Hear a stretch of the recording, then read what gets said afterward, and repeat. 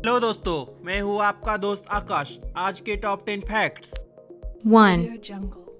भारत का तक्षशिला विश्वविद्यालय दुनिया का सबसे पहला विश्वविद्यालय है जिसे 700 ईस्वी पूर्व बनाया गया था। तक्षशिला विश्वविद्यालय की स्थापना लगभग 2700 साल पहले की गई थी।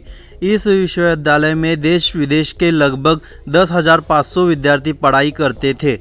तक्षशिला राजनीति और शस्त्र विद्या की शिक्षा का विश्व स्तरीय केंद्र था।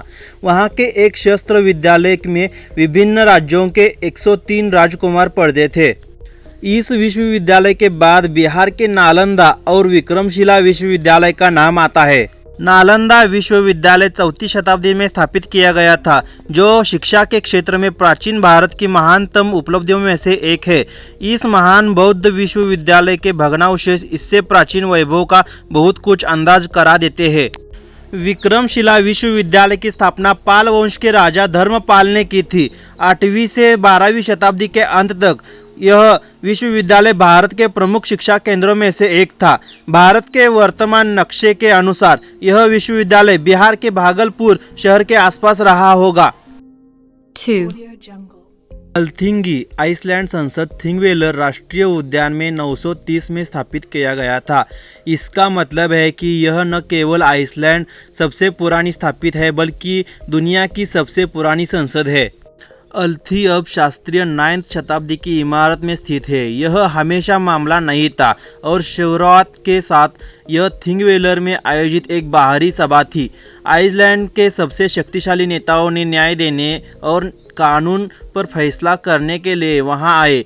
चूँकि सभी स्वतंत्र पुरुषों को असेंबली में भाग लेने की इजाज़त थी, वे पूरे देश के लोगों को आकर्षित करने वाले साल की सबसे बड़ी सामाजिक घटना थी।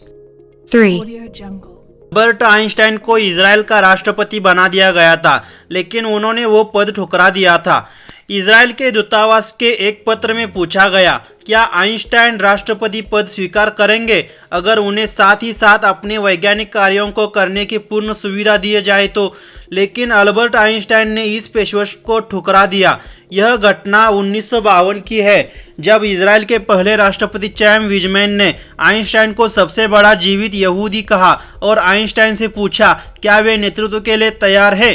आइंस्टाइन का जवाब था, उन्होंने अपना सारा जीवन विज्ञान के मामलों में बिताया है, इसलिए उनमें मानव व्यवहार और आधिकारिक कार्यों की योग्यता नहीं है। उन्होंने अपनी उम्र का भी हवाला दिया। उनके अनुसार यहूदी लोगों के साथ मेरा बहुत मजबूत बंधन है, लेकिन वे स्वयं को राष्ट्रपति की भूमिका के योग्य नहीं समझते, क्योंकि इसके लिए कई तरह की नैतिक जिम्मेदारी लेनी होगी, ऐसे फैसलों के लिए भी जो कि उनके द्वारा नहीं लिए जाएंगे, और वह खुद को इतना क्षमतावान नहीं मानते। दरअसल आइंस्टाइन यहूदी थे और इजराइल एक यहूदी देश है। हिटलर के यहूदी विरोधी नियमों के कारण 1000 यहूदी लोगों को अपनी नौकरी छोड़नी पड़ी थी और अपने देश से बाहर होना पड़ा था। लेकिन इस समय में भी आइंस्टाइन ने उनकी हर तरह से मदद की। वास्तव में वह किसी राष्ट्र की जिम्मेदारी को स्वीकार ही नहीं करना चाहते थे। अगर आइंस्टाइन इजराइल में राष्ट्रपति पद का स्वीकार कर भी लेते तो वह हालातों में ज़्यादा परिवर्तन शायद ही ला पाते, क्योंकि इजराइल में राष्ट्रपति पद सम्मान का ही है, शक्ति का नहीं है। वहाँ भी संसदीय सरकार होती है और असल शक्ति प्रधानमंत्री के पास होती है, इसलिए यहूदियों को बसाने के लिए वह ज़्यादा कुछ ना कर पाते।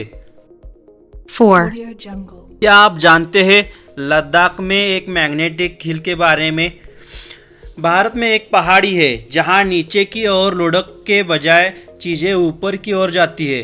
जी हाँ, लद्दाख में एक ऐसी पहाड़ी है जिसे मैग्नेटिक हिल कहा जाता है। लेह कारगिल राजमार्ग पर लेह शहर में 30 किलोमीटर की दूरी पर स्थित सड़क का एक छोटा सा खिंचाव है जो गुरुत्वाकर्षण की घटना को परिभाषित करता है।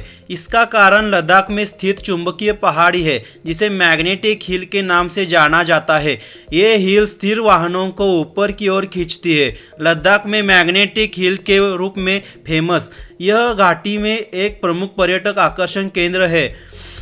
लेह शहर में लगभग 30 किलोमीटर दूर स्थित सड़क का यह छोटा सा खिंचाव गुरुत्वाकर्षण के अपने स्पष्ट अवतरण के कारण अपने आप में अद्भुत है। लेह कारगिल राजमार्ग का यह हिस्सा सड़क पर ऊपर की ओर स्थिर वाहनों को आकर्षित करता है।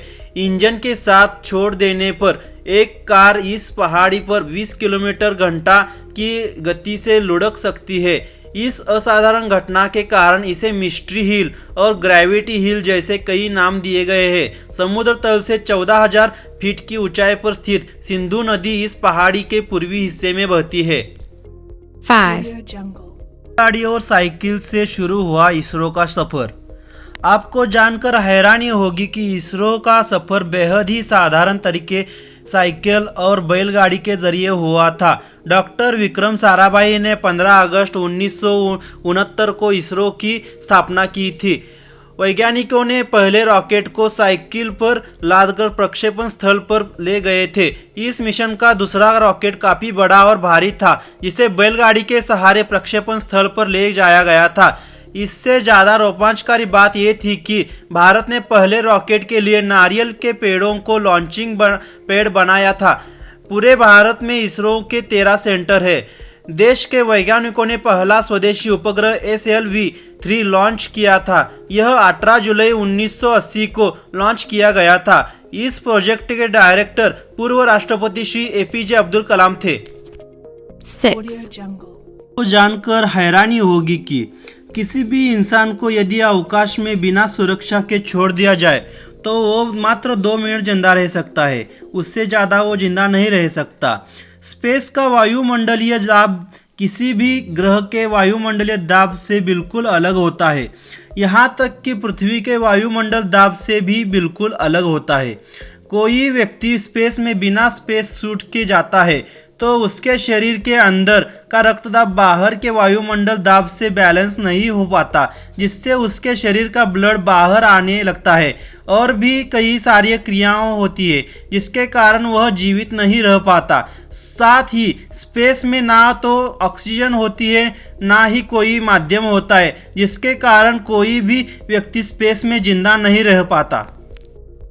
7, दोस्तों, पृथ्वी पर पानी एकमात्र ऐसा पदार्थ है जो पदार्थ तीनों अवस्थाओं में मौजूद है, ठोस, तरल या गैस के रूप में। पृथ्वी एकमात्र ऐसा ग्रह है जहां तीनों अवस्थाओं में पानी प्रचुर मात्रा में मौजूद है। ग्रह के चारों ओर के विशिष्ट स्थानों में तापमान की सीमाओं के कारण तीनों चरण एक ही स्थान या किसी क्षेत्र में मौजूद हो सकते हैं। 3 चरण ठोस, तरल और गैस है। 8, दोस्तों, चमगादड़ आकाश में उड़ने वाला एक स्तनधारी प्राणी है जो अपनी 1000 से अधिक प्रजातियों के साथ स्तनधारियों के सबसे बड़े कुल का निर्माण करता है। चमगादड़ पूर्ण रूप से निशाचर होते हैं और पेड़ों की डाली अथवा अंधेरी गुफाओं के अंदर उल्टा लटके रहते हैं। इनके 2 समूहों में विभाजित किया जाता है।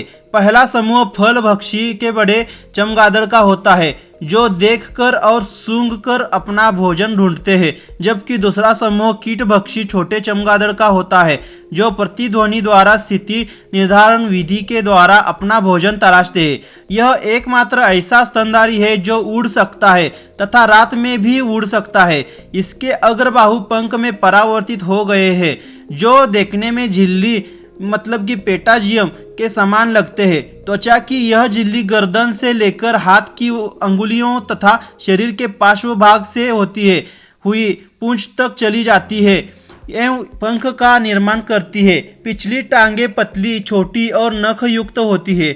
इसके शरीर पर बाल कम ही होते हैं। सिर के दोनों ओर बड़े बड़े कर्ण पल्लव पाए जाते हैं। चमगादड़ के पंखों का आकार 2.9 सेंटीमीटर से लेकर 1500 सेंटीमीटर तक तथा इनका वजन 2 ग्राम से लेकर 1200 ग्राम तक होता है। 9, दोस्तों, दुनिया का सबसे बड़ा फूल है राफेलेशिया और ये दक्षिण पूर्वी एशिया के जंगलों में पाया जाता है। इसका नाम सिंगापुर के संस्थापक सर टॉमस टेपर बिगले रैपल्स के नाम पर रखा गया था। ये फूल चितकबरे नारंगी भूरे रंग का होता है और इसमें से सड़ी हुई बदबू आती है, इसलिए इसे स्किटिंग कॉपर्स लिली भी कहते हैं, यानी सड़ी लाश वाली कुमुदनी। इसका व्यास 3 फुट का हो सकता है और वजन 7 किलो। 10, दोस्तों, की हाना दुनिया का सबसे छोटा उड़न कीड़ा है। इसकी लंबाई 0.16 मिलीमीटर है। यह बहुकोशिकीय जीव एक कोशिकीय जीव से भी छोटा है।